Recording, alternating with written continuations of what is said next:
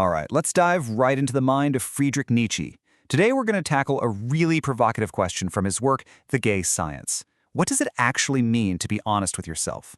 See, Nietzsche doesn't mess around. He basically forces us to ask this question by suggesting that most of the time, when we think we're on some noble quest for the truth, we're actually doing something completely different. And boom, here's the central argument. He's saying we're not really looking for pure, raw, unvarnished truth. Nope. Instead, we're just looking for clever new ways to justify what we already believe. Those deep, instinctual biases that we inherit. That's what he means by atavistic prejudices. It's all about comfort. Okay, so how does he build this case? Well, we're going to walk through his entire critique by exploring these 6 key ideas right here. First up, the great truth pretense. Nietzsche kicks things off by saying that humanity has this fundamental problem with the very concept of truth. He calls it a kind of collective, intellectual poverty. He argues that most of us don't actually want truth for its own sake. What we're really after is what he calls a utilitarian truth. We want beliefs that are useful, that feel comfortable, and most importantly, that keep society stable and safe. And this is the crucial point. It creates a kind of performance. We put on a show of seeking truth, right? A theater of intellectual curiosity.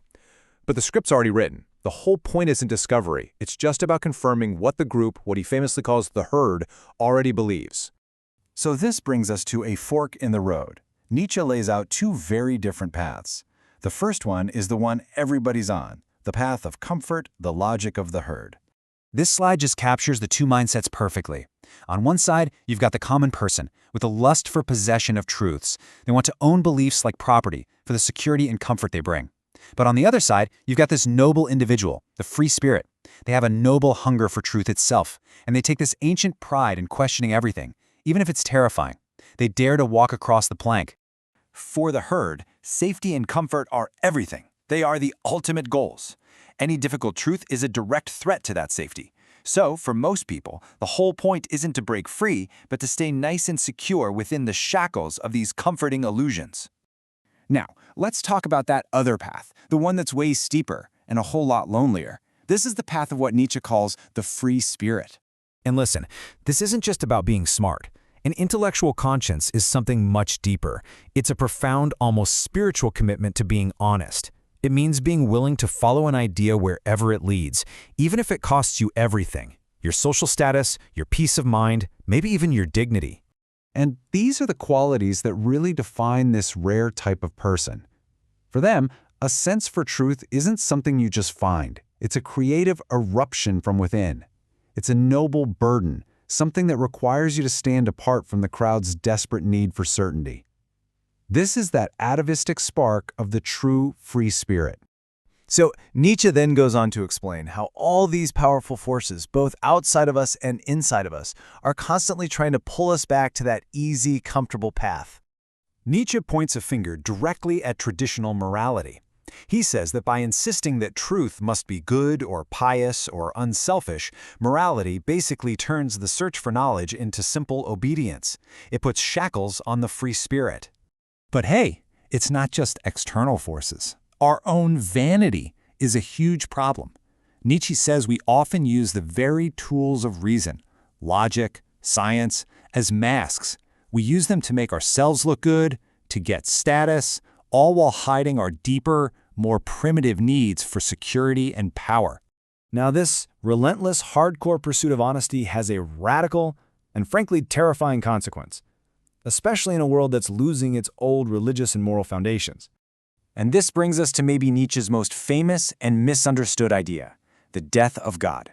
What he means is that the ultimate safety net is gone. There's no divine being guaranteeing that truth and meaning exist. And in a world like that, the raw instinct for absolute truth can be dangerous, maybe even suicidal.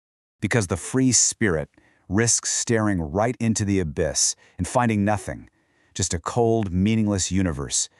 And that can lead to a massive, prodigious nihilism, a deep disgust for a world that suddenly doesn't seem noble or festive anymore. But, and this is the absolute key pivot in his argument, the challenge for the free spirit is not to fall into despair. The ultimate test is to face this potential tragedy and somehow transform it.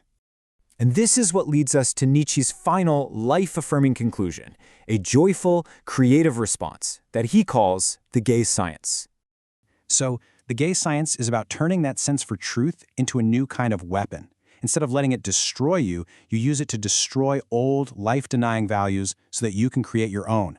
It's about finding this incredible pride and joy in the very act of becoming the author of your own meaning. And this is the end goal. Real dignity isn't about finding some final, objective truth out there. It's about getting to a place where you're so brutally honest with yourself, so unafraid of what you might find, that you can look at the utter chaos of existence and just laugh. That laughter is the ultimate sign of a truly free spirit. And that leaves us with one last, provocative thought. If you were to actually step off that comfortable path, if you were to reject the truths handed to you by the herd, what would you build in their place? What would your truth even look like?